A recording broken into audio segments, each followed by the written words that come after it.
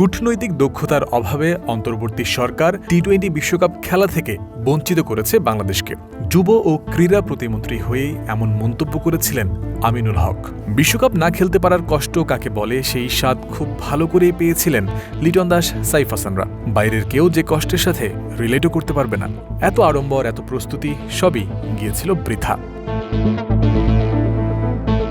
নিরাপত্তা শঙ্কা, নিরপেক্ষ ভেন্যু ছিল চাওয়া। তা না পেলে ভারতের মাটিতে বাংলাদেশ ভ্রমণই করবে না।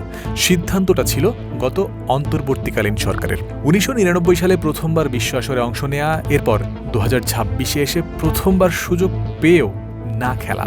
তা যে বাংলাদেশ ক্রিকেটের জন্যই বড় ক্ষতি, সাকিব আল হাসান স্পষ্ট করে জানিয়ে দিলেন সেই কথা। বুধবার মুম্বাইয়ে ইইউ টি-20-র জার্সি উন্মোচন করতে গিয়ে সাবেক অধিনায়ক এই কথা বলেছেন গণমাধ্যমে। আমি মনে করি বাংলাদেশ ক্রিকেটের দৃষ্টিকোণ থেকে এটি একটি বড় ক্ষতি, বিরাট এক মিস। কারণ একটি দেশ হিসেবে আমরা আমাদের খেলোয়াড়দের বিশ্বকাপ খেলতে দেখতে ভালোবাসি।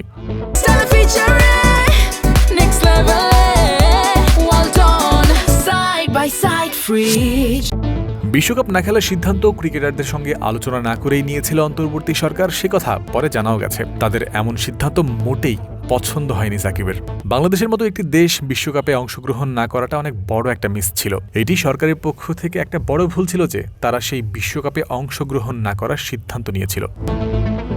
নিরাপত্তার শঙ্কায় জাতীয় দলকে টি-20 বিশ্বকাপ খেলতে যে দেশে পাঠায়নি সবশেষ সরকার, সেই ভারতেই এখন অবস্থান করছেন সাকিব। দেশটার দুনিয়া কাঁপানো লিগ আইপিএলে বছরের পর বছর তিনি খেলে গেছেন বাংলাদেশের একমাত্র প্রতিনিধি হিসেবে। তবে সময়ের পরিক্রমায় সেসব দিন ফুরিয়েছে। ভারতীয় সাংবাদিকরা সাকিবের কাছে সেই কারণটাই জানতে চেয়েছে।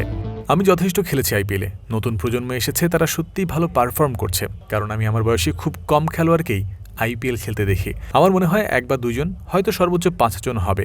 সবাইকে মিলিয়ে আমি মনে করি আমার বয়সে 5 জনের বেশি আইপিএল খেলছে না। এবার যেমন ইইউ টি-20 লিগে খেলার অপেক্ষায় রয়েছেন সাকিব, তেমনি দুনিয়া জুড়ে একের পর এক লিগ খেলে বেড়াচ্ছেন গত কয়েক বছর ধরে। আর অপেক্ষায় আছেন আবারও দেশে ফেরার যোগ্যতা অর্জন করে জাতীয় দলের জার্সিতে মাঠে নামার। সাকিব আশাবাদ ব্যক্ত করেছেন সময়ের সাথে তিনি সেটাও করতে পারবেন। জয়ন্ত বিন্দু, ক্রিক ফ্রেন্জি।